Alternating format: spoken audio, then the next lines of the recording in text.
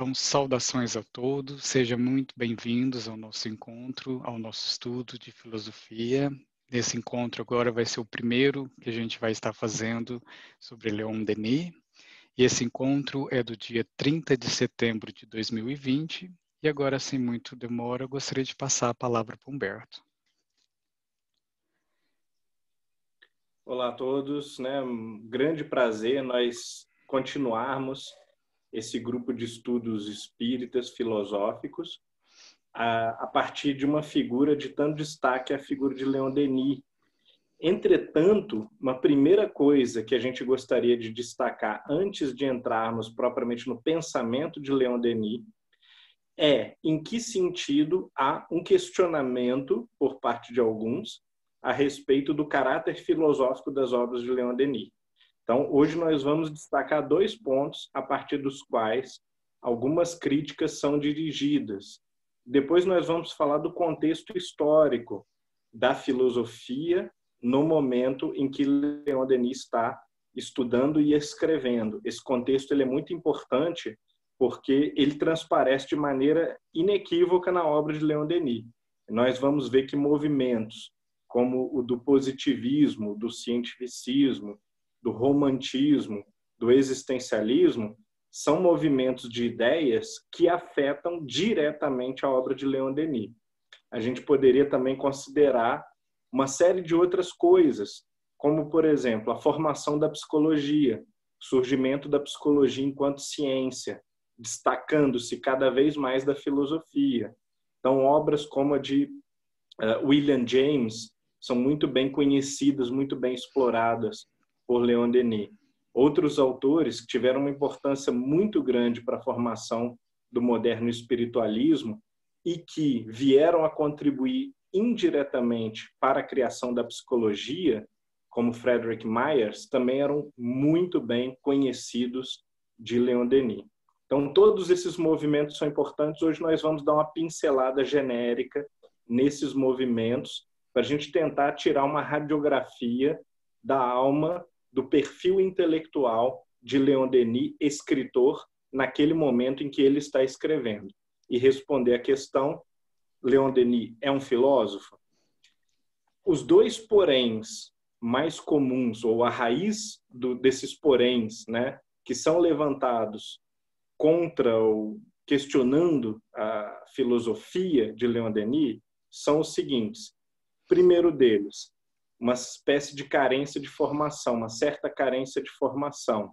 Então, alguns alegam que, para ser considerado filósofo, principalmente, claro, não espíritas e filósofos ou professores de filosofia, estudantes de filosofia, pesquisadores de filosofia não espíritas, levantam essa questão de que Leon Denis não teria a formação apropriada no momento em que a formação ela já era comum e generalizada, ao passo que há 100 anos isso era mais tolerável.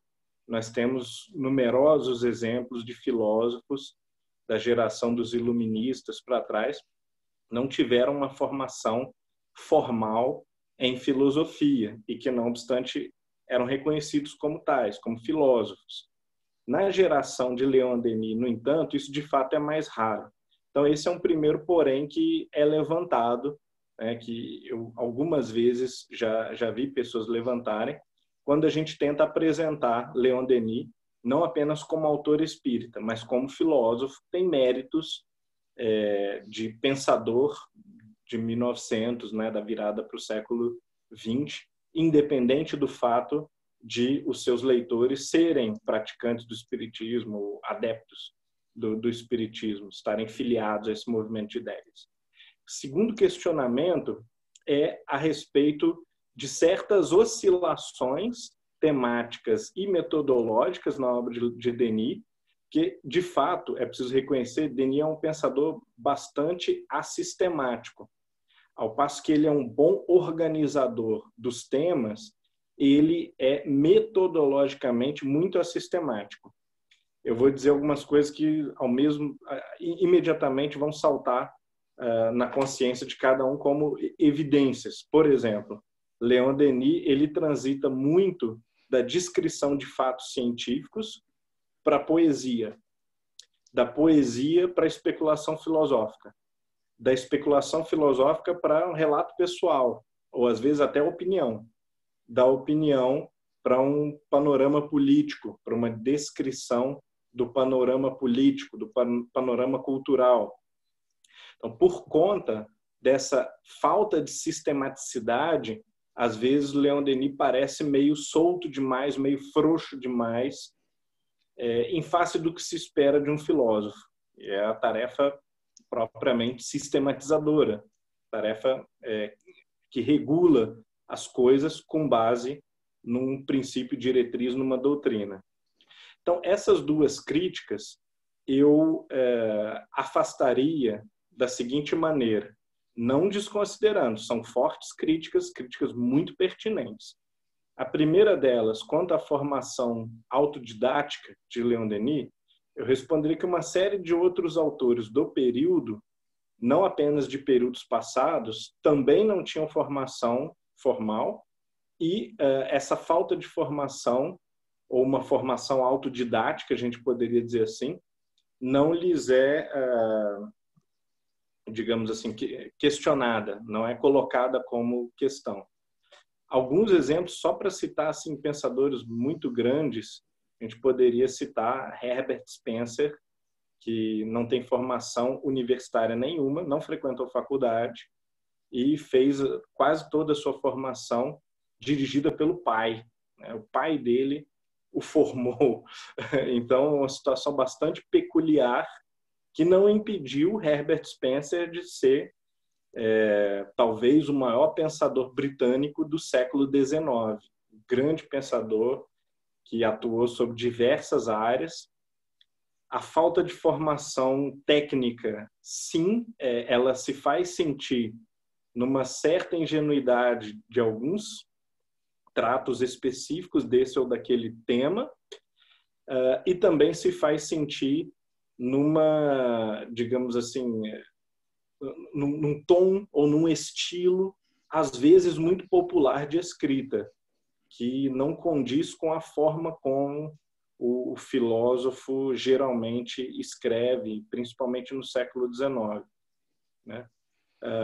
Ortega y Gasset poderia ser outro grande exemplo, que, inclusive, padece das mesmas críticas de Denis por não ser nem um filósofo de carreira, de profissão, e também por não ter um pensamento muito sistemático e nem uma unidade metodológica, uma unidade de estilo.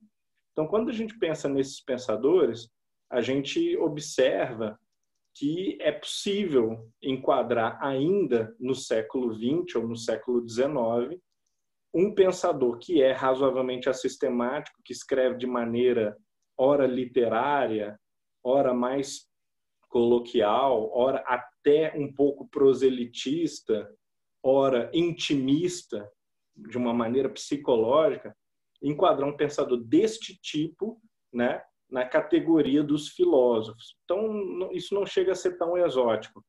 E, da mesma maneira como há pessoas que questionam até mesmo se Ortega y Gasset é um filósofo, ou se Herbert Spencer é um filósofo, um grande filósofo, é natural que surjam essas questões ligadas ao nome de Leon Denis. Elas não são questões muito preocupantes. Basta a gente pensar nessas outras grandes referências que, sem a formação universitária, desempenharam um papel muito grande na história do pensamento.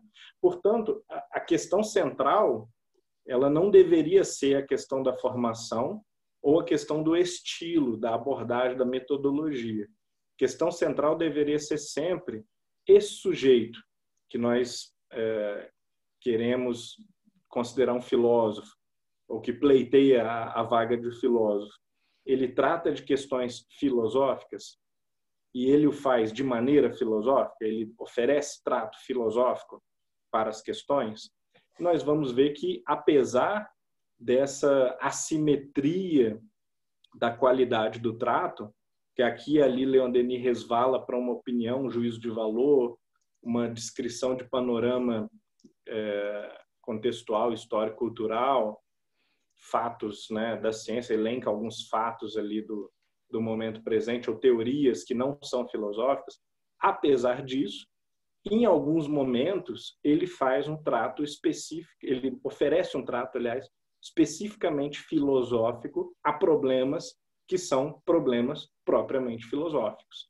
Então, nesse sentido, de acordo com a pergunta mais adequada para a gente julgar se o sujeito é um filósofo ou não, diante dessa pergunta, que é a pergunta mais adequada, a gente pode dizer que sim, Leon Denis é um filósofo, guardadas essas ressalvas. Muito bem. Então, a par dessas ressalvas, o que é que Leon Denis faz? Ele faz aquilo que as pessoas da sua geração, do seu tempo, fazem.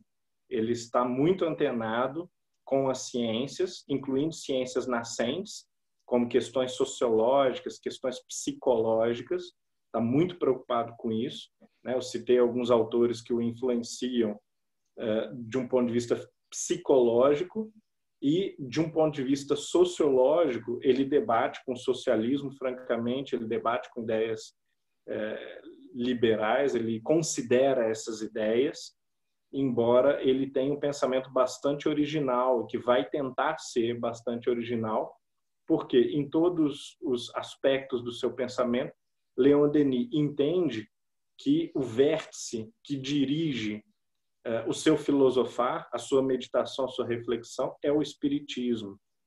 E não o espiritismo enquanto escola, enquanto um grupo, enquanto uma corrente de pensamento. Nós, hoje, às vezes, usamos o termo espiritismo da maneira como a sociedade rotula o espiritismo, como se fosse uma bolha, uma ilha, um nicho do pensamento religioso. Enquanto que Leon Denis entendia o espiritismo como uma etapa recente da manifestação da verdade, da manifestação das sucessivas revelações espirituais que remontam desde dos círculos iniciáticos, das primeiras expressões religiosas, místicas ou filosóficas até os dias de hoje. E, visto dessa forma, o espiritismo é, para Leon Denis, aquilo que ele define no Depois da Morte, né? Logo nas primeiras páginas do Depois da Morte, como uma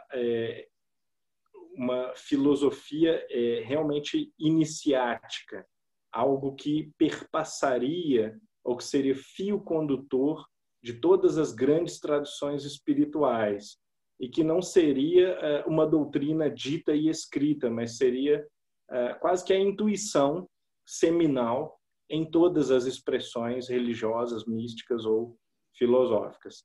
E aí Leon Denis vai ver em diversos de seus livros, diversos de seus textos, ele vai enxergar no druidismo, no judaísmo, no hinduísmo, no budismo, no xamanismo e, notadamente, na Grécia e no cristianismo, expressões dessa verdade que é revelada, que é achada por almas amadurecidas, por almas que tinham uma forte intuição dessa verdade, e a partir daí formam-se os sistemas humanos baseados nessa intuição da verdade.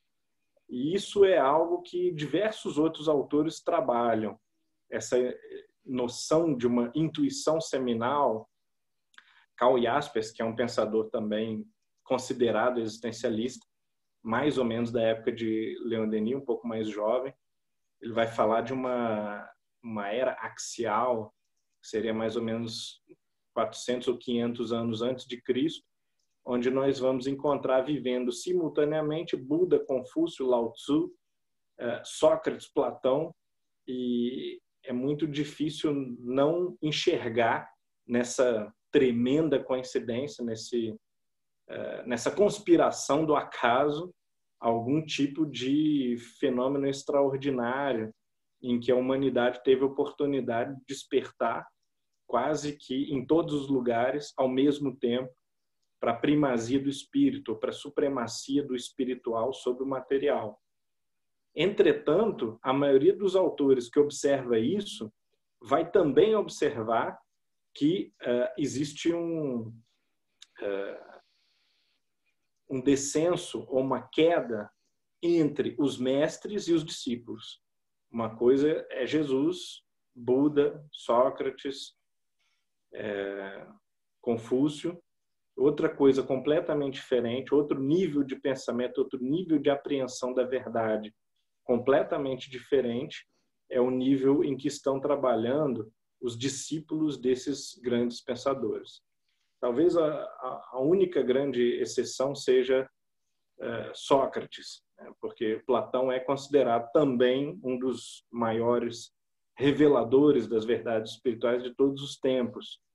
Inclusive, as realizações de Sócrates não nos seriam acessíveis minimamente, não seriam mais do que histórias emocionantes, histórias heróicas, né, de um sujeito extraordinário, se nós não tivéssemos Platão, que é o pensador que efetivamente concretizou e materializou a essência do pensamento de Sócrates e o desenvolveu à sua maneira. E aí, claro, a gente pode discutir aqui se Platão estava à altura de Sócrates ou não, muito provavelmente não, mas o fato é que sem Platão não existiria a contribuição de Sócrates. Ela não teria sido registrada, não passaria à posteridade. Ao passo que os outros grandes mestres da consciência tinham mais discípulos, tinham um número maior de discípulos hábeis a tentar cristalizar na terra, né, ou em texto, a sua contribuição.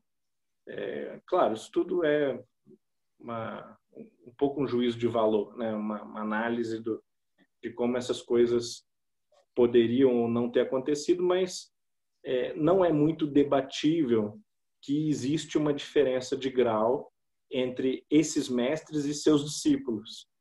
E que, portanto, quando nós falamos das instituições materializadas em nome desses grandes mestres da consciência, nós enxergamos imediatamente nelas o traço terreno, a assinatura terrena de uma tentativa de cópia que nunca está à altura da mensagem original. Inclusive, a própria geração que tentava fazer a cópia, oferecer a cópia, tinha consciência disso. A gente não vai ver os apóstolos extremamente seguros de si e, pelo contrário, nós vamos vê-los muitas vezes numa relação de angústia, de dependência da figura de Jesus como a figura eficaz que garante a pureza daquele ensinamento. As mesmas angústias existem entre os discípulos de Confúcio, ou de Sócrates, ou de Buda. E não raro, esses discípulos brigam entre si. Eles estão em conflito entre si, porque eles têm visões um pouco diferentes das verdades reveladas e também porque eles não estão moralmente à altura da dimensão da tarefa, da missão. E isso gera atritos, ou atritos muito pequenos, ou atritos grandes, que vão, inclusive, gerar cismas e rachas entre os grupos de discípulos anos ou décadas após a morte dos mestres. Então, Leon Denis parece muito consciente disso, particularmente consciente disso, e ele aplica a visão espírita a esse processo e vai afirmar, bom, a revelação espírita ela é também um desses faróis que chama a atenção, que desperta de uma maneira peculiar, de uma maneira sui generis, e, porém, não são todos que estão à altura de refletir a luz desse farol.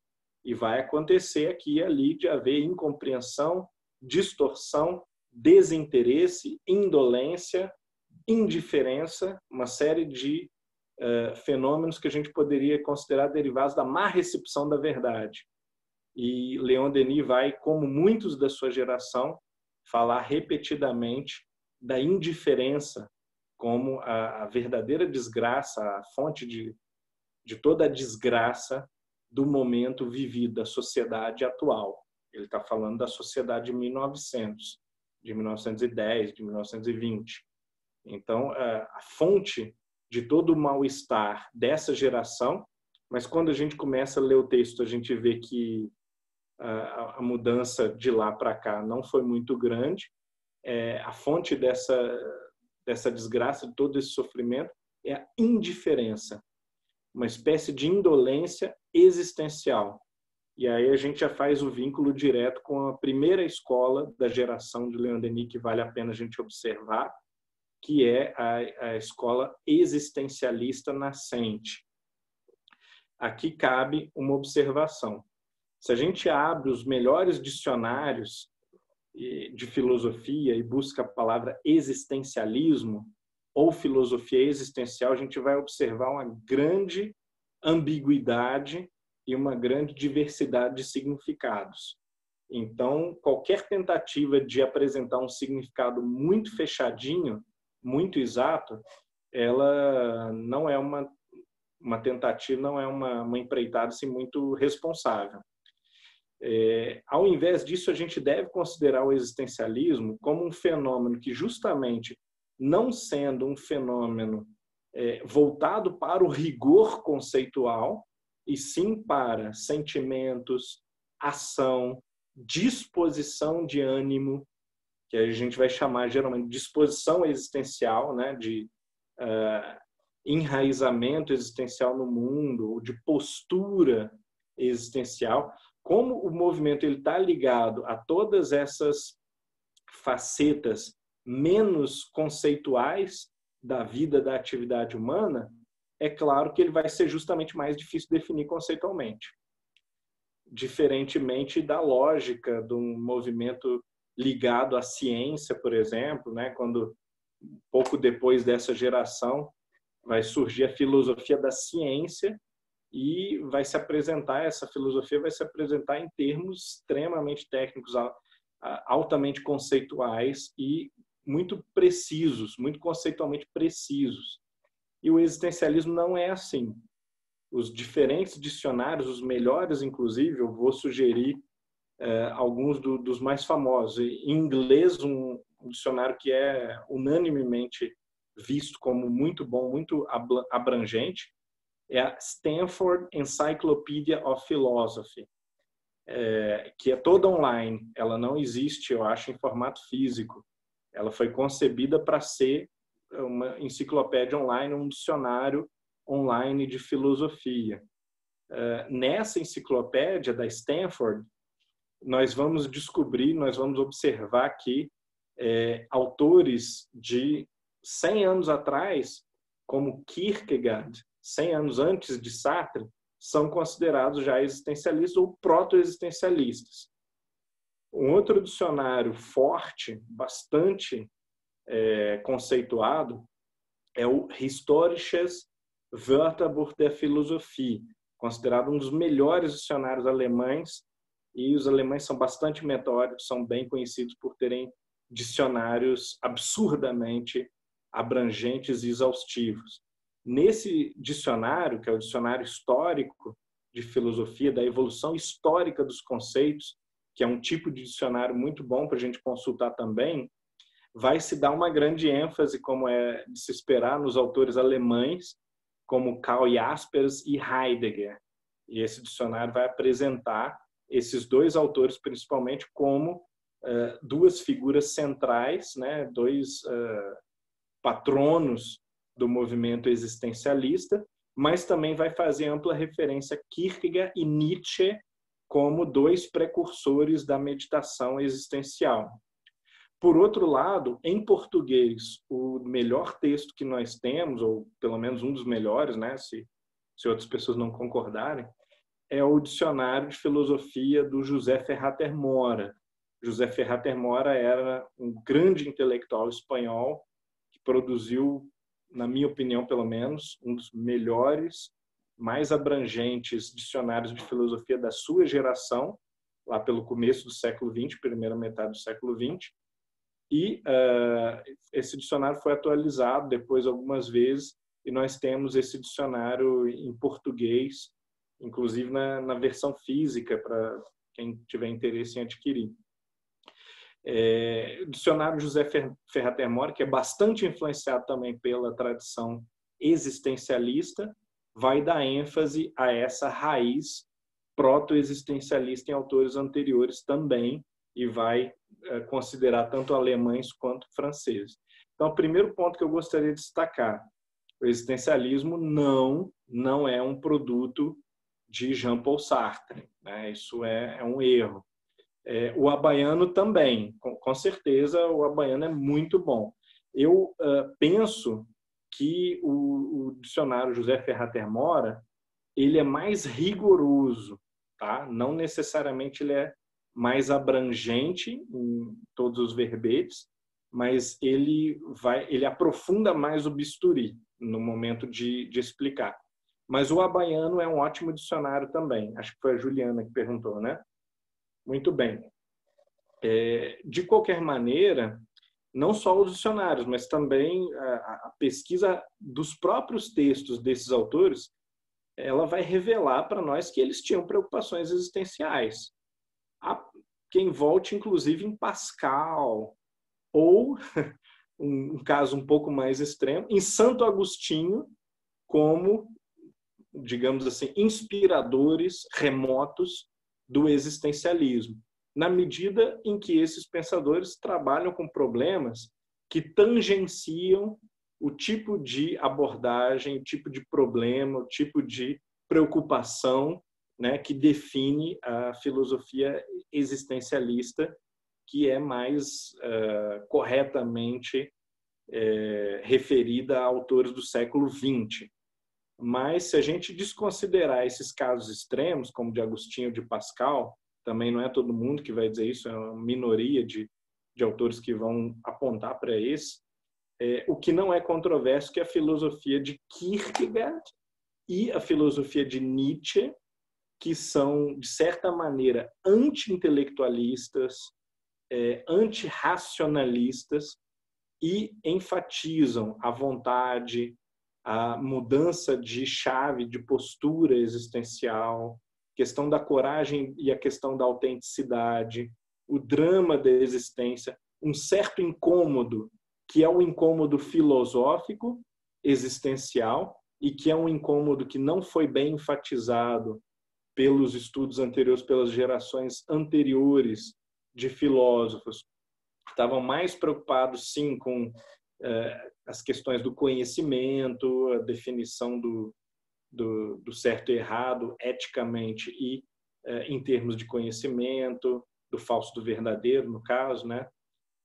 Então, uma série de outras questões metafísicas que eram puxadas para aquilo que a gente chama, às vezes com razão, às vezes sem razão, de intelectualismo, né?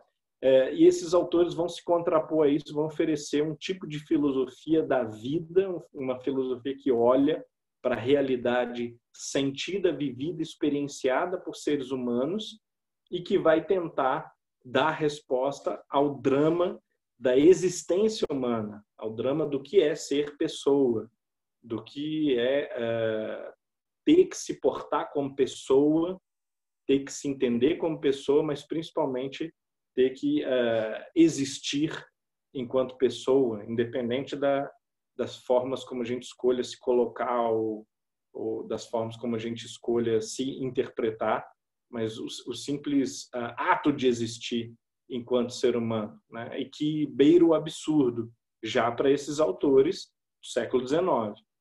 Importante observar o seguinte: já nessa geração de Kierkegaard e Nietzsche, nós temos um racha: existencialismo cristão e existencialismo ateu-materialista. O cristão, no caso de Kierkegaard, Søren Kierkegaard, um filósofo dinamarquês, escreve ali em torno da década de 30, 40 do século XIX, e já Nietzsche, pensador ateu-materialista alemão, que vai escrever em torno das décadas de 70 e 80 do século XIX. Então, são pensadores que estão muito próximos, por exemplo, de Kardec, e cujas preocupações dessa geração, pelo menos, talvez não desses pensadores, mas dessa geração, ou desse clima, essas preocupações afetaram, inclusive, Kardec também, e outros pensadores que vieram imediatamente depois, como, por exemplo, Leon Denis. Então, é razoável dizer que, se as filosofias desses pensadores, como o existencialismo cristão de Kierkegaard e a filosofia de certa maneira, pré-existencialista de Nietzsche, que enfatizam o drama e a tragicidade da existência. Se essas filosofias afetaram a formação intelectual de Leon Denis, é razoável falar em tons existencialistas em Leon Denis, que veio, afinal de contas, depois desses autores, e absorve influências ou deles. No caso de Nietzsche, isso é claro, há uma certa influência, há uma preocupação em se contrapor a esse tipo de filosofia, né? No caso de Kierkegaard, uma influência talvez mais implícita ou mais secundária via outros autores. E na virada já para o século XX, em torno de 1900, essa absorção dos autores pré-existencialistas vai se generalizar e nós vamos ver uma série de outras pessoas, não necessariamente existencialistas também, mas com preocupações cada vez mais existencialistas. Então, autores que poucas pessoas considerariam existencialistas, como, por exemplo, Rudolf Eucken, que é, inclusive, um sujeito que ganhou o Prêmio Nobel de Literatura por escrever magnificamente, mas escrevia sobre filosofia, era um filósofo, embora escrevesse de uma forma muito literária e muito popular. Tá? O filósofo também tinha uma abordagem bastante popular e não muito diferente de Leon Denis, né? Lembra muito o texto de Leon Denis. Então, nós conseguimos perceber laivos de existencialismo em autores como esse. Mas, finalmente, na década de 20, e aí é claro que a gente não está dizendo que esses autores influenciam Leon Denis, isso não seria possível, mas nós podemos dizer que esses autores dos anos 20, do final dos anos 20, como Karl Jaspers ou Martin Heidegger, eles estão farejando, ou eles estão traduzindo uma angústia generalizada, um incômodo generalizado, um tipo de preocupação filosófica, que é uma preocupação nova, que é, claro, possível de ser percebido 20 anos antes ou 30 anos antes. Tanto que, se nós podemos falar em pré-existencialistas, como Nietzsche ou Kierkegaard, muito antes, nós também podemos falar numa emergência lenta e generalizada das preocupações que vão excitar Karl Jaspers e Martin Heidegger já no final da década de 20 e entrando por todas as duas décadas subsequentes. São as preocupações propriamente existencialistas, né? Quais que são essas preocupações? Preocupação com o lugar do homem no cosmos, tá? O posto do homem no cosmos.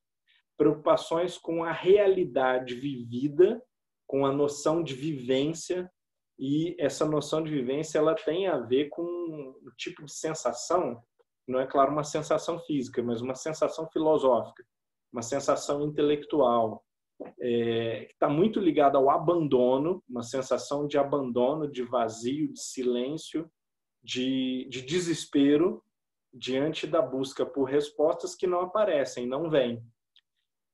E isso aparece de maneira transparente na obra de Leon Denis. O tempo todo ele está dizendo, bom, esse desespero, que é o desespero da minha geração, no porquê da vida, no depois da morte, no grande enigma, no problema do ser e do destino, esse desespero é um desespero que pode ser respondido, pode ser consolado pelo Espiritismo. Essa seria, talvez, a proposta filosófica de Leon Denis.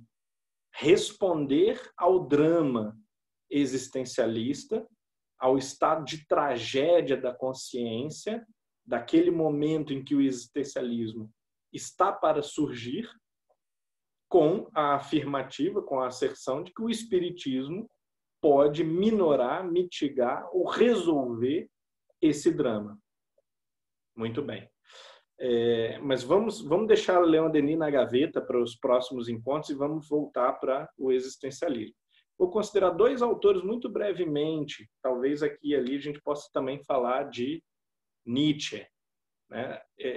Kierkegaard, que é inclusive um pré-existencialista, um proto-existencialista de tipo cristão, que vai ter uma influência grande sobre os outros existencialistas religiosos, como Marcel, como, de certa maneira, Jaspers. Jaspers não é um religioso ortodoxo, mas tampouco Leon Denis ou Allan Kardec são religiosos no sentido ortodoxo da palavra. Então, a gente pode aqui colocar Karl Jaspers na bandeja entre as opções de uma espiritualidade, de uma religiosidade altamente secularizada e descomprometida com instituições religiosas ou doutrinas religiosas, né? De uma religião natural ou de uma espiritualidade natural, ou, como o próprio Karl Jaspers fala, uma fé filosófica. Uma fé filosófica. Uma fé que brota do pensar. Uma fé que brota da meditação, da reflexão sobre a realidade, sobre a existência humana, sobre o que falta à existência humana. E aí Karl Jaspers vai responder assim, bom, o que falta à existência humana? Do ponto de vista filosófico, né? Quando a gente faz análise do que é o ser humano, o que o ser humano sofre, o que o ser humano é vazio, falta ao ser humano uma espécie de fé, uma espécie de horizonte, uma espécie de infinitude, uma espécie de transcendência que não é oferecida pelo estudo do mundo apenas, pelo tecnicismo científico da geração da ciência. Acabei pulando para Jaspers, né? Eu tenho essa dificuldade também de seguir aquilo que eu acabei de prometer. Então, de trás para frente, né? Isso foi Jaspers. Kierkegaard define o conceito de angústia, que é um conceito que vai afetar profundamente autores posteriores da vertente existencialista, que é uma angústia diante da liberdade. É o drama de ter que escolher, de se saber responsável pela escolha, e essa escolha ela não é mais entendida como uma escolha robótica entre A e B apenas, como muitas vezes as doutrinas éticas entendiam a escolha, mas Kierkegaard, de uma maneira bem existencial, ele começa a entender, ele começa a perceber que há, por exemplo, escolhas criativas. Você pode inventar uma outra coisa que não existia antes. Há escolhas veladas, escolhas implícitas.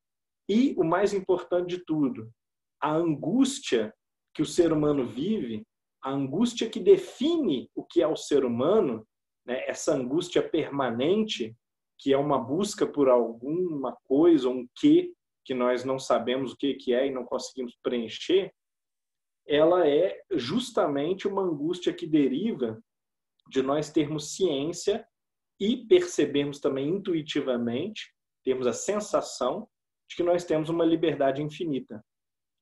Então, hoje eu me defino de uma maneira, ao passo que amanhã eu não sei como a vida e eu mesmo posso me surpreender com movimentos interiores que eu não conheço. E aqui vocês podem ler, por exemplo, teorias do inconsciente, psicológico posteriores, né? Emergências do inconsciente que tomam a pessoa de roldão, né? Teorias de algum tipo de estado de coisas tácito da sociedade que vão surgir depois também, né? Que são todas elas, de certa maneira, prenunciadas por Kierkegaard. Mas no momento que ele está escrevendo, ele está preocupado com uma infinitude e uma indeterminação da liberdade que me permite ser, não apenas escolher entre o que eu vou tomar no café da manhã de amanhã, mas o que eu vou ser, que tipo de pessoa, de que maneira eu vou existir amanhã, né? E a impossibilidade de definir isso agora, ela é promotora de angústia. Peguemos um exemplo banal, assim, né? Amanhã eu vou continuar trabalhando com o que eu estou trabalhando, eu vou chutar o balde, largar o emprego e tentar fazer alguma outra coisa da minha vida.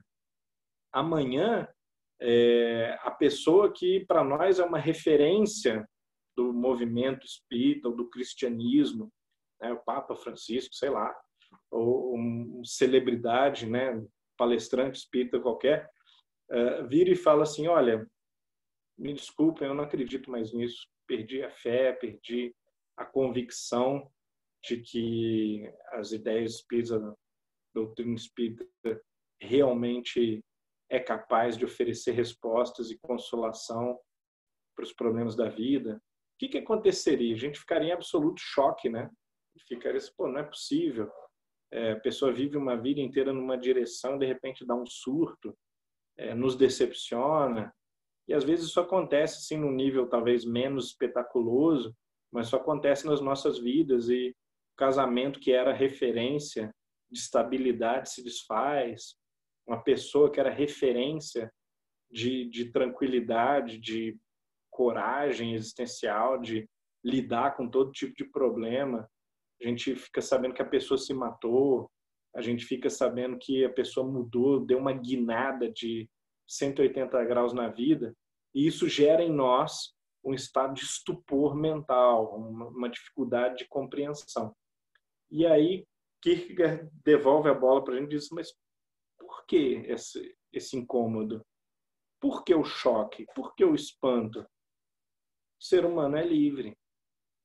Enquanto o ser humano é ser humano, ele pode mudar pelo simples fato de que ele é livre para mudar. Nós não podemos esperar que as coisas sejam previsíveis no campo da humanidade. E quando você dá conta disso, você se angustia.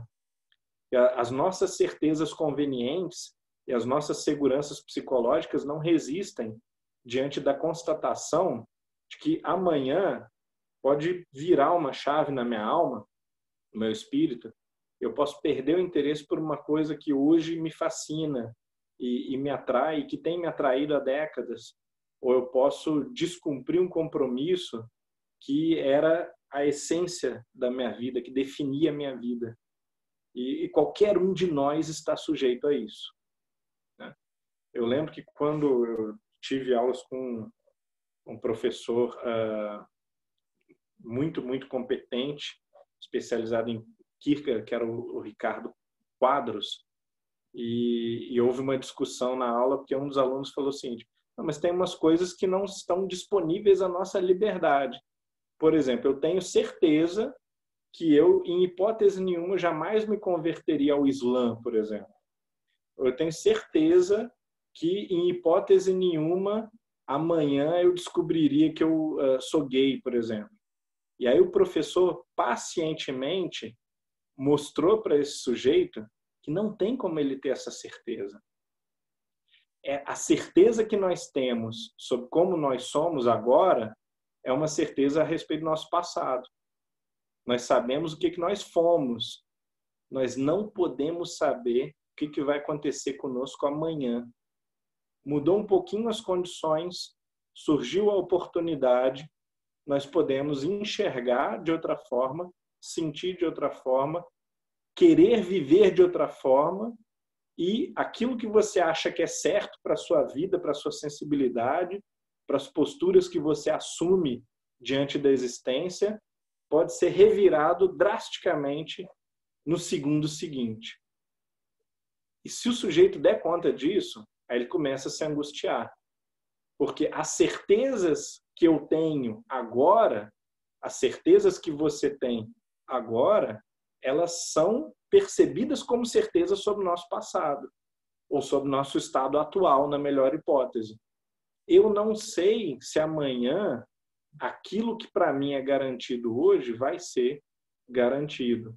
E pode ser que você venha trair sua esposa, o seu marido, pode ser que você venha fazer uma coisa até drástica, cometer um assassinato, pode ser que você venha a fazer uma faculdade aos 80 anos de idade, né? Sendo que você nunca gostou de estudar ou se via como uma pessoa que não gostava de estudar, e aos 80 anos de idade você vira e fala assim, olha, quer saber?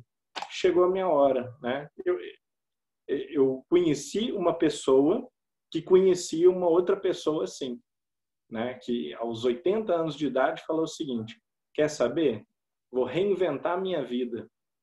Vou dar uma guinada radical, vou viver outras experiências que eu nunca vivi, vou recomeçar minha vida agora. E entrou para a faculdade, 81 anos, 82 anos. Quando a gente acha um caso desses, cai a ficha que o ser humano é liberdade. O ser humano não está numa caixa. O ser humano não é você é o Fabrício, você é o Humberto, você é a Elza, né? Você é o Jader. Não é assim que as coisas funcionam. O ser humano, ele é liberdade. Liberdade é indeterminação. É indefinição. É poder ser diferente, se reconstruir a cada instante. Isso não quer dizer, evidentemente, que o sujeito não tenha âncoras na vida, que ele não tenha tendências, que ele não tenha padrões, e que não seja bom ter âncoras, padrões, referências, mas achar que o ser humano é uma coisa e não pode ser outra coisa amanhã é uma ingenuidade tremenda. Então, o sujeito que nunca quis ter filhos pode desejar isso numa fase mais avançada da vida. E pode desejar isso radicalmente, intensamente, mais do que qualquer outra coisa. O sujeito que nunca gostou de alguma coisa, ou que repudiava e detestava alguma coisa, pode mudar de opinião, de posição, de sensibilidade ou de postura diante daquilo radicalmente. Isso é uma condição que gera angústia, e a angústia aumenta com a percepção dessa condição. E aí nós vamos perceber o quê? Que o filosofar aumenta e intensifica a angústia. Porque na medida que você percebe isso, que você pensa sobre isso, você pensa sobre a realidade humana, isso acaba promovendo, intensificando, aumentando, amplificando a sua angústia.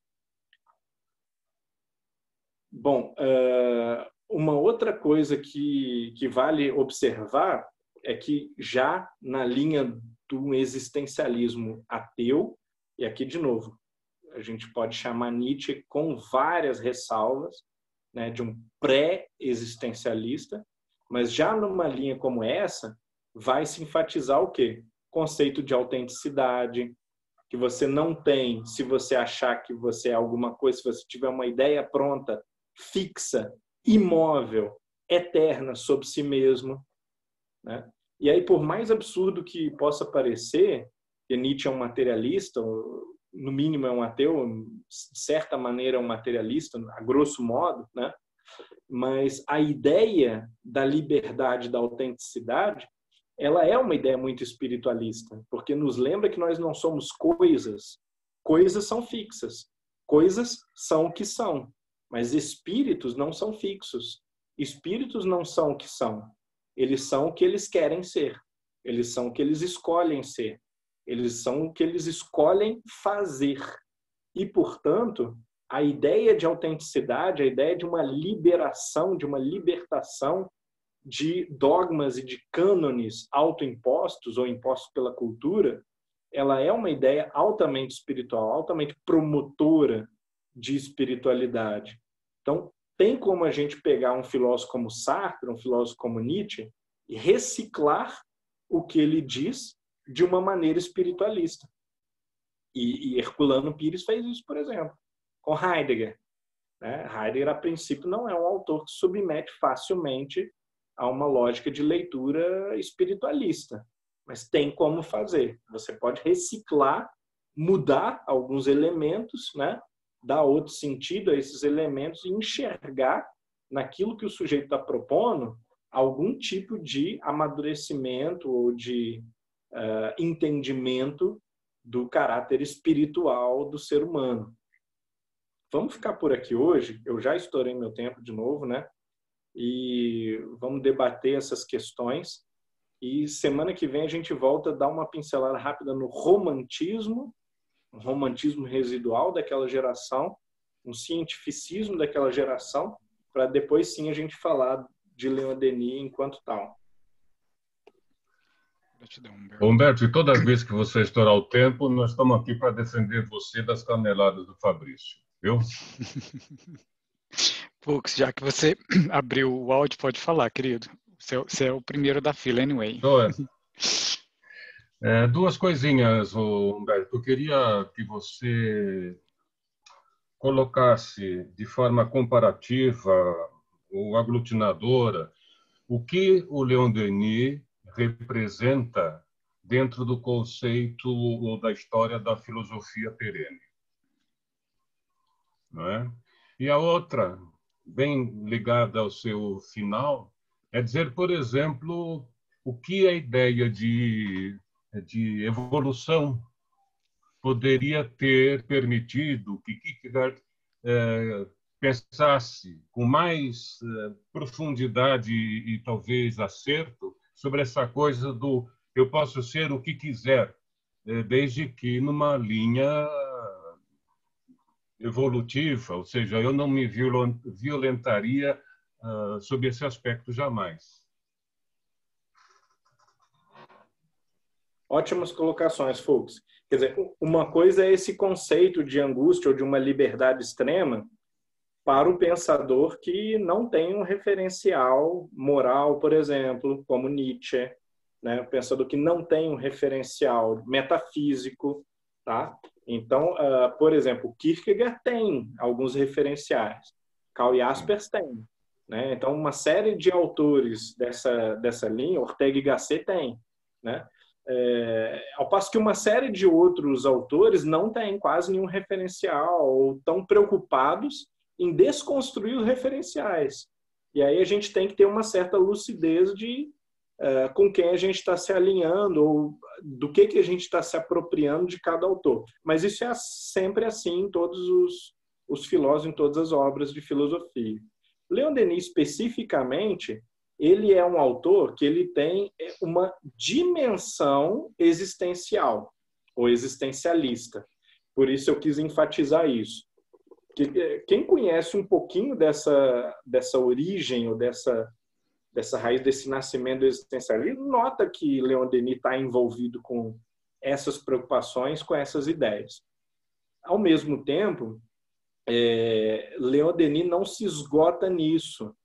Ele tem contrapesos que impedem-no de caminhar na direção de um Nietzsche, de um Sartre, ou mesmo de um existencialista religioso, como Karl Jaspers, por exemplo.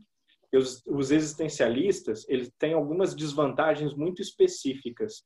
Eles são vagos demais, eles tendem ao anti-intelectualismo, que não é uma virtude de jeito nenhum.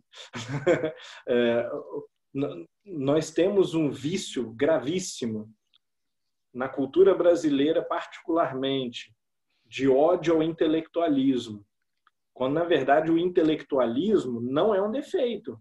O intelectualismo, a gente abre um dicionário, a gente vai descobrir o quê? Intelectualismo é o amor à inteligência, é o gosto pelo conhecimento. Isso é difícil a gente dizer que isso é uma coisa ruim, né? Mas os existencialistas, eles estão na esteira do romantismo, fazendo um movimento de contraposição ao racionalismo iluminista. Foi um racionalismo extremo, exagerado, mecanicista, tecnicista, que tentava enquadrar o ser humano de uma certa maneira não positiva, né, não benéfica, e os românticos e depois os existencialistas, como uma espécie de evolução do romantismo, eles estão reagindo aos exageros do intelectualismo, e a exageros muito específicos historicamente. Leon Denis não compra essa guerra anti-intelectualista. Ele observa que há esses exageros, mas ele também flerta com o racionalismo, com a metafísica, né? As ideias metafísicas dele são bem fixas, bem permanentes, jamais na tradição de uma filosofia perene, tá? Que é muito difícil a gente aproximar e equacionar com o existencialismo, mas é muito fácil a gente aproximar de Leon Denis ou dizer que é a tradição em que Leon Denis está totalmente inserido, tá? Eu acredito que sim. Outras pessoas podem achar que não, mas por que eu acho que sim? Porque Leon Denis ainda é fundamentalmente um metafísico, mesmo que por conta de vício de linguagem de uma geração que está vendo nascer devagar o existencialismo, que ainda é um pouco positivista, cientificista. Então, por várias razões, há um vício de linguagem que vai acusar ou atacar a metafísica. Nós vamos ver na introdução, se não me engano, do No Invisível, Leon Denis vai fazer um ataque à metafísica e vai dizer, bom, o espiritismo não é metafísico, o espiritismo ele é baseado em fatos. Quer dizer, era uma compreensão ruim que se tinha na época do que é metafísica. Esse termo ele virou um palavrão. E o auge do refinamento intelectual era você negar a metafísica. As pessoas elas estavam surfando a onda de Nietzsche, de Comte, de Herbert Spencer, né, de toda a filosofia da segunda metade do século XIX, cuja bandeira maior é talvez a antimetafísica. Foi necessário mais 50 anos depois da morte de Leon Denis para a gente superar esse movimento antimetafísico e observar que muito do que se chamava de antimetafísica era metafísica. E, aliás, é impossível não fazer metafísica. No sentido correto, compreendido corretamente, o termo significa fundamento e a base de pressupostos que permitem a elaboração de critérios para todas as outras disciplinas. Então, não tem como você não ter metafísica. O materialismo tem uma metafísica. O positivismo tem algum tipo de metafísica. O pragmatismo, a filosofia de Nietzsche é metafísica num certo sentido. Mas a gente só percebeu isso no final do século XX, quase, ou na segunda metade do século XX. Então, naquela geração, as pessoas elas se contrapunham automaticamente à metafísica, entendendo metafísica como um intelectualismo vicioso iluminista, ou pré-iluminista. Então, a gente tem que ver historicamente essas bandeiras que as pessoas levantam, que elas podem não fazer sentido 50 anos depois ou 50 anos antes, né? A geração de Kardec já começou a ter ojeriza pela palavra metafísica. E na geração de Leon Denis isso chega no auge. Mas, bom, a maior ideia metafísica que existe é a ideia de Deus. A segunda é de espírito. A terceira é de liberdade. Não tem como tirar ou relativizar a posição dessas ideias dentro da filosofia do pensamento de Leon Denis, por exemplo, pensamento de Kardec. É absolutamente impossível. Esse é o centro absoluto do pensamento. Mais do que qualquer pensador existencialista religioso, o centro do pensamento de Leon Denis é Deus. Tá? Como era também o centro do pensamento kardeciano. A filosofia de Kardec, ela começava e acabava em Deus. Né? Ela girava toda em torno do conceito de Deus. Contribuição de Kardec pode ser a contribuição do conceito de imortalidade expandido e mais bem explicado através do conceito de reencarnação, o conceito da comunicabilidade dos espíritos, mas o conceito central, né, da filosofia de Kardec continua sendo de Deus, como é o de Leon Denis. Isso aparece nas obras. Isso aí tem como qualquer leitor captar assim, sem muita dificuldade. Agora, de que outras maneiras o pensamento de Leon Denis ele continua se alinhando com uma filosofia perennialista, né? O conceito de Deus dele é um conceito de Deus espírito, é um Deus consciência, é um Deus ordem moral, ao qual se adequa o homem. Então, o lugar do homem no cosmos, foi uma pergunta feita por Max Scheler, foi uma pergunta lançada por qualquer existencialista, né? O lugar do homem do cosmos é o lugar de um espírito diante de Deus e tramado na existência para o progresso na direção de Deus. É isso que Leon Denis entende sobre a condição humana. Então, é a condição da evolução. E o caminhar, ele é pautado, ele é marcado pela dor, pelo sofrimento, pela tristeza, no plano material, pelo menos, ou no estágio de consciência que equivale à vida na Terra. Então, através desses elementos, Leon Denis vai oferecer a sua contribuição específica ao pensamento humano, à filosofia em geral, que qual é a contribuição específica de Leon Denis?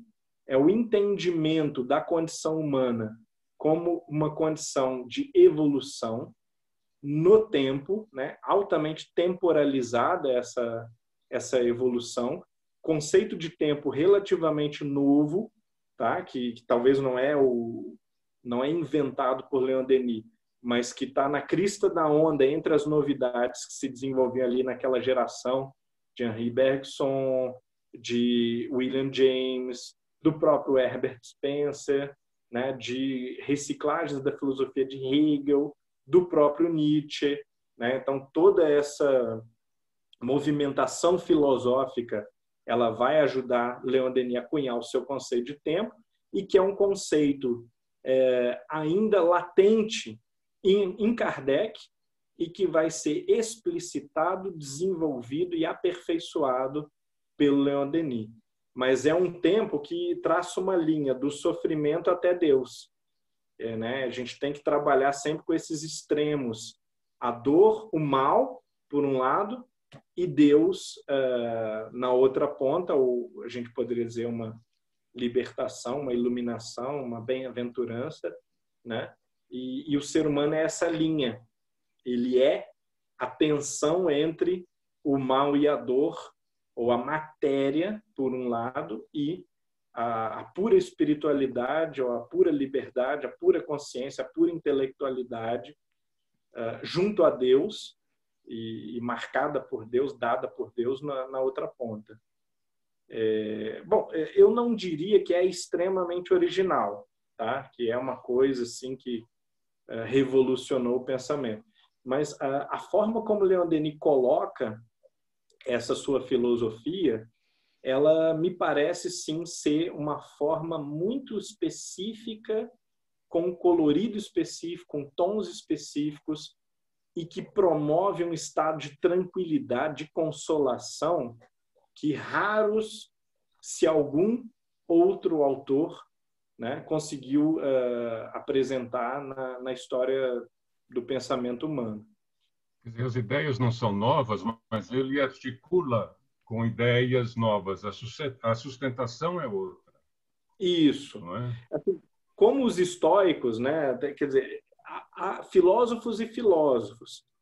Os filósofos mais práticos, como os estoicos, algumas vezes eles não apresentam teorias que são revolucionárias e radicalmente novas, mas eles vivem e aprofundam uma espécie de sensibilidade para o pensamento, para a consciência, que é revolucionária, né? Eu acho que foi mais ou menos nesse sentido que Leon Denis foi revolucionário, foi algo de novo, né? Ele viveu a ideia de imortalidade e ele viveu a ideia de evolução como talvez nenhuma outra pessoa tenha vivido antes dele.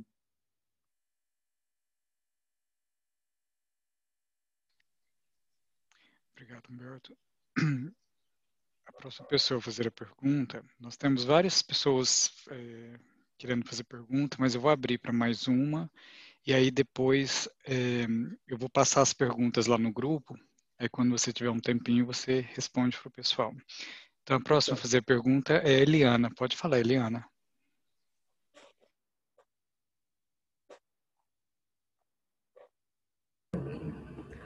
Oi, Humberto, tudo bem? Obrigada pela aula, muito legal, parabéns. Muito bom ouvir falar de Leon Denis assim. A minha dúvida é a seguinte, a gente sabe que Leon Denis foi maçom, né? E eu queria saber qual foi, na sua opinião, qual foi a influência da maçonaria para esse pensamento do Leon Denis? Porque ele fala muito o alcance da perfeição, o grande arquiteto do universo, né? A lapidação da pedra bruta. Então, eu queria muito saber a sua opinião sobre isso. Ótima questão, né? Eu gosto muito dessas questões, que elas ajudam a gente a lembrar que esses pensadores, e eles às vezes são injustamente criticados por isso, eles estão em diálogo com o que está acontecendo. Então, eles são pessoas no seu tempo e eles não são espíritas naquele sentido reduzido e redutivo da palavra. Kardec não era, Leon Denis não era, né? Bezerra de Menezes não era, né? Mas nós queremos e nós temos expectativas, às vezes, simplistas, de que a pessoa ela seja só espírita, ela só pense enquanto espírita o tempo todo, e que não faça parte do ser espírita flertar com outras ideias, outros sistemas, ou acolher insights de outros sistemas e tentar pensar esses insights de maneira espírita, né? Ou conciliar esses insights com o espiritismo. Então, quando um Leon Denis, por exemplo, né? Quando um Bezerra de Menezes, enfim, a gente pode citar um monte de gente, né? Quando as pessoas elas recebem influências ou da teologia cristã, ou da maçonaria, ou de filosofias orientais, tá? Isso aqui não se confunde, claro, com aquelas leituras que realmente são reducionistas, porque existem, né? Existe o orientalismo pobre, existe o estado de confusão mental, que o sujeito não sabe diferenciar o que é evangelismo proselitista e o que é espiritismo, tá? Mas, assim, excluídas essas tragédias, assim, né, que são falhas de compreensão, erros de compreensão, o sujeito ele pode ser um pensador espírita que pensa questões políticas, que acolhe ou que tenta introduzir questões políticas na meditação espírita.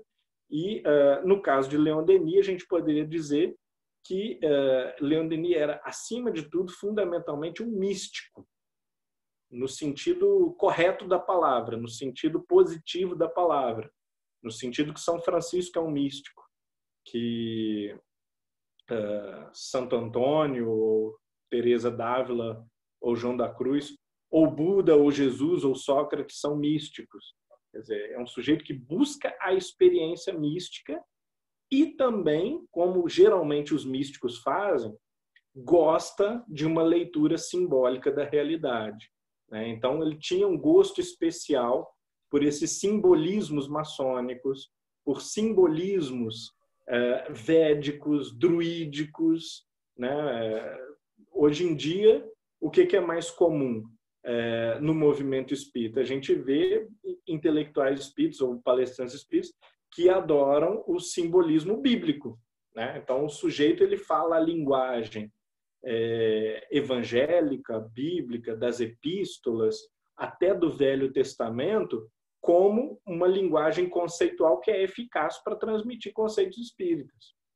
E às vezes isso é bem feito, às vezes isso é mal feito, né? No caso de Leon Denis, eu penso que na maioria do tempo ele fez bem a cola entre as diferentes preferências secundárias dele e a preferência primária dele, que evidentemente era o espiritismo, né? Até porque ele não escreve livros sobre outras tradições ou a partir de outras perspectivas. Ele escreve livros espíritas, né? E a partir da perspectiva espírita, absorvendo o que ele entende ser útil e bom em outras matrizes, outras chaves, outras correntes filosóficas, né? Mas esse lado místico ele é bastante evidente em Leon Denis, mas ao longo da vida dele também se afastou da maçonaria, né? Exigiram dele certas coisas com as quais ele não concordou, né? Eu não tenho assim conhecimento muito detalhado da biografia do Denis, né? Mas eu me lembro do Tiago Barbosa, que é um grande especialista em Leon Denis, assim, nos mínimos detalhes, e ele me lembrou, né, que faz parte da biografia dele, o afastamento da maçonaria, assim como em outras circunstâncias ele teve um afastamento também da vida política, começou a se aproximar da vida política em determinado momento, por interesse, por questões profissionais mesmo. De repente ele teve que se afastar porque viu que aquilo era um desvio do objetivo principal da vida dele, que era a dedicação ao espiritismo, à causa espírita. Então, não é justo também a gente dizer que ele introduziu de maneira escamoteada temas não espíritas, porque se ele fez isso acidentalmente aqui e ali, foi de maneira não intencional, né? Agora, sim, na maior parte do tempo a gente vai observar que ele é de um misticismo, que não é um misticismo crédulo ou idólatra ou fundamentalista, mas é de um misticismo poético.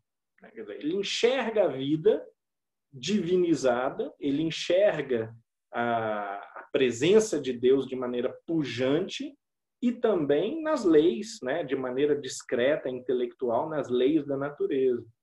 E a forma de enxergar essa presença constante, ou essa energia constante, se vê envolvido nessa energia divina, ela, na história da humanidade, ela foi vista como uma mística, no bom sentido da palavra, que é um exercício ascético, é um exercício de descolamento do espírito da vida material, né, de aproximação das realidades espirituais. Na verdade, eu não sabia que ele havia se afastado da maçonaria. E eu li um livro do Eduardo Carvalho Monteiro, justamente sobre Leon Denis maçom, né? E eu me perguntava até que ponto essa influência não prejudicou a análise dele dos temas com a visão espírita, entendeu? Mas agora você está me dizendo que ele se afastou, eu não sabia. Então, foi uma informação legal. Eu sempre perguntei isso. Obrigada por você responder. Mas assim, aqui e ali, né, a gente também não pode fazer uma exaltação de Leon Denis, assim, fazer uma leitura de crente, de proselitista de Leon Denis. Então, assim, aqui e ali, uma coisa que se nota claramente é que ele diz algumas coisas que não são responsáveis, tá, né? Faz análise ou categoriza, classifica um autor, uma ideia, uma religião inteira de uma forma, às vezes, simplória, e que evidenciam que ele não entendeu aquilo, não sabia direito do que estava falando. Então, isso também acontece aqui e ali. Pode ser por culpa da vinculação dele à maçonaria, pode ser por um erro de leitura apenas, por preferências pessoais, né, idiosincrasias, né, a forma como ele quer interpretar o espiritismo é uma forma um pouco mais mística, um pouco mais poética do que a de Kardec, por exemplo. E, claro, isso vai marcar certas diferenças, né? No Problema do Ser e do Destino mesmo, logo no começo, tem um momento que ele diz que Hegel é um naturalista. Quer dizer, é uma coisa bem esquisita de se dizer, e eu não sei se alguma outra pessoa na história chamou Hegel de naturalista. Então, por que acontecem coisas desse tipo? E elas acontecem com uma razoável frequência, né? Se você conhece Hegel, se você sabe o que é que todo mundo diz sobre Hegel, você nota que alguma coisa não foi bem compreendida. Muito provavelmente, Leon Denis não leu Hegel e não leu sequer hegelianos. Ele leu algum juízo proferido por alguém a respeito de Hegel, provavelmente, né? Ou alguma resenha, alguma história da filosofia ou uma enciclopédia hostil, provavelmente, ao pensamento de Hegel. Porque isso é um exemplo de vários, tá? Tem outros exemplos que, assim, à medida que a gente for achando, a gente pode comentar no nosso estudo, mas que evidenciam que, assim, o juízo foi apressado, né? Ele não podia ter dito isso, foi um erro, né? Agora, isso também acontece com todos os autores, né? E Deus queira que ninguém nunca faça uma leitura rigorosa dos meus textos, por exemplo, né? Porque quando as pessoas começam a fazer a leitura rigorosa, você começa a achar defeitos, começa a achar erros. Gratidão, Humberto. Então, antes da gente passar para a nossa prece de encerramento, você tem alguma consideração final para fazer? Não, estou bem satisfeito. Ok. Então, gostaria de convidar todos para a nossa prece de encerramento e gostaria de convidar a nossa querida Elza para fazer a nossa prece de encerramento. Elza, com você, querida.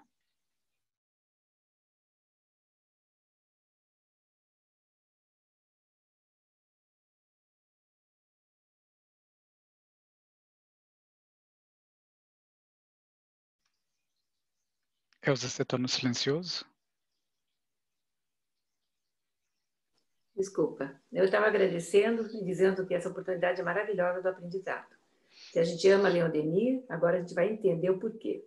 Então, eu agradeço a Humberto todo esse carinho, essa disponibilidade, a presença de tantas pessoas unidas aqui com o mesmo propósito. E pedir a proteção divina. Pedir a Jesus, o divino amigo, que nos guarda, que nos ampara, nos protege, nos fortalece, no ideal de servir e seguir o exemplo maior, lavando os pés dos apóstolos, no sentido de darmos o nosso tempo com amor e carinho, sem olhar a quem, sem sequer levantar os olhos, mas servir, Senhor. Obrigada pela oportunidade do estudo, que acrescenta tanto em nossas vidas, pela oportunidade especialmente da vida, de ir e vir, de poder conhecer e ter os nossos 5 sentidos perfeitos, para assim, Senhor, podemos elevar os nossos pensamentos, raciocinar o porquê, que estamos na gratidão, do amor e da paz, e com o coração cheio de amor e alegria, felicidade, mesmo num tempo de dificuldades como nesse, onde um grande amigo nosso está na UTI por conta do coronavírus neste momento. Assim, Senhor, te agradecemos a oportunidade. Pedimos que o teu amor infinito e bom possa apaziguar corações que estão desesperançados, alguns que não te conhecem, Jesus.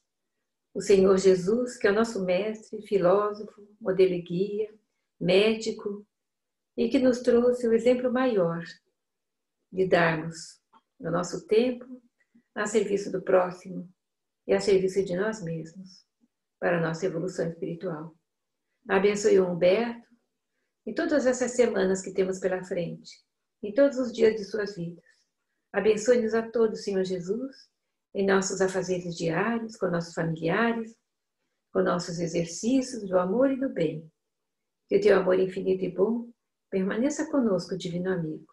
Despede-nos, Senhor, na tua paz. Que assim seja, mestre amado. Gratidão. Amém. Gratidão, Elza. Então, pessoal, tenham uma boa noite e espero vê-los todos vocês no próximo encontro, na próxima quarta-feira. Um abraço a todos. Boa noite. Boa noite.